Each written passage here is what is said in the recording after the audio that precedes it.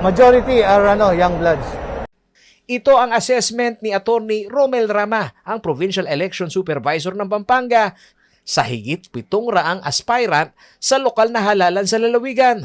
Kung may pagkakaiba man umano ang ginagamit na platform sa pangangampanya, ang young blood at veteranong politiko ay may pagkakapareho sa pagiging agresibo. At this point in time is lahat agresibo because lahat yan gustong manalo, di ba? So pagalingan sila ng plataforma, pagalingan sila ng kanilang mga sinasabi ko ano magagawa nila.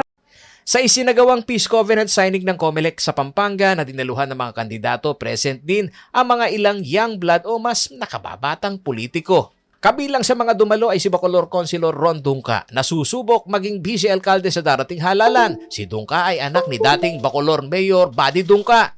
At kahit na siya'y napapalibutan umano ng mga nakatatanda o mga veteranong politiko, may sariling diskarte pa rin naman umano ang mga batang politiko. Hopefully maalis yung old habits o maalis yung trapo, no? We are hoping for the best sa pagpasok ng mga bagong public servant na young blood, sana mabago at hindi mapunta dun sa old practice. Gaya ni Dungca, ang ilan kahit young blood na maituturing hindi naman bago sa pandinig ng mga botante dahil galing na rin sila sa pamilya ng mga politiko. Isa na rito ay si Renz Canlas na kandidato sa pagkakonsehal sa Bacolor. Pamangkin din siya ni board member Attorney June Canlas na nagsimula sa politika bilang SK chairman.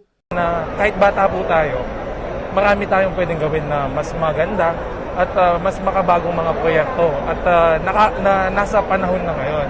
Para naman kay City of San Fernando, Councilor BJ Lagman, na kandidato para vice-alkalde, ang paglabas ng mga young leaders ay magbibigay ng magandang kolaborasyon sa malaking bilang ng kinatawan ng electorate.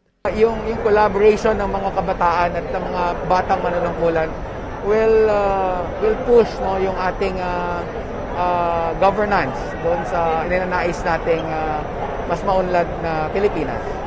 Paolo G. Santos, CLTV News.